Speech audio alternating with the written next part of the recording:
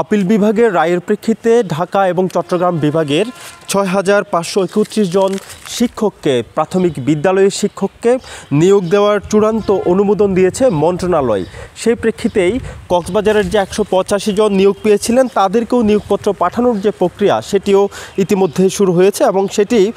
ডাকযোগে ১৮৫ জনকে নিয়োগপত্র পাঠিয়ে দেওয়া হবে বলে জেলার প্রাথমিক শিক্ষা অফিসার যিনি রয়েছেন তিনি আমাদেরকে জানিয়েছেন। কক্সবাজার জেলার ১৮৫ জনের মধ্যে ১১০ জন হচ্ছে মহিলা, পুরুষ রয়েছেন ৪১ জন এবং পোষ্য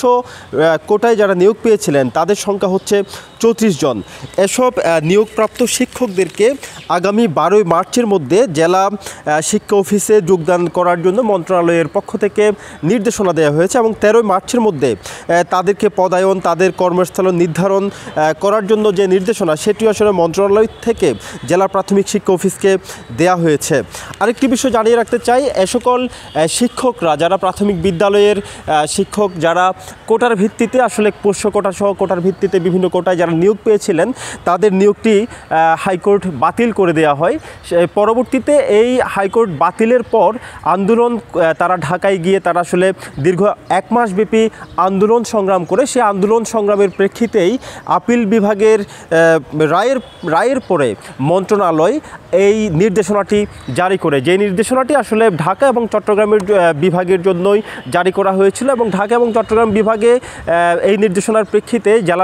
কক্সবাজার জেলার প্রাথমিক শিক্ষা অফিস ইতিমধ্যেই সেই নির্দেশনা বাস্তবায়নের জন্য আসলে তারা কাজ শুরু করেছে বলে আমাদেরকে জানিয়েছেন। যাদের আসলে নিয়োগ হয়েছে, যারা আসলে এই সুখবরটি পেয়েছেন প্রাথমিক বিদ্যালয়ের শিক্ষক শিক্ষিকারা, তারা আসলে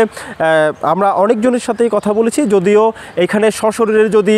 জেলা প্রাথমিক শিক্ষা অফিস থেকে নিয়োগপত্রটি দেওয়া হতো, সেই ব্যবস্থা যদি হতো এখানে, তাহলে তখন আমাদের অনেক শিক্ষক বা শিক্ষিকার সাথে নিয়োগপ্রাপ্ত শিক্ষক শিক্ষিকার সাথে কথা বলার সুযোগ হতো। কিন্তু ইতিমধ্যে আমাদের যারা পরিচিত রয়েছেন তাদের সাথে আমরা কথা বলেছি, তারা একেবারে আবেগে আপ্লুত, তারা অত্যন্ত খুশি এবং আপিল বিভাগের রায়ের প্রেক্ষিতে সরকার এবং মন্ত্রণালয় যে নির্দেশনাটি দিয়েছে এই কারণেই তারা আসলে সরকার এবং মন্ত্রণালয়ের প্রতি কৃতজ্ঞতা এবং তারা ধন্যবাদ জানাচ্ছেন। কক্সবাজার জেলার প্রাথমিক শিক্ষা অফিস থেকে এটুকুই ছিল এখানকার সবশেষ।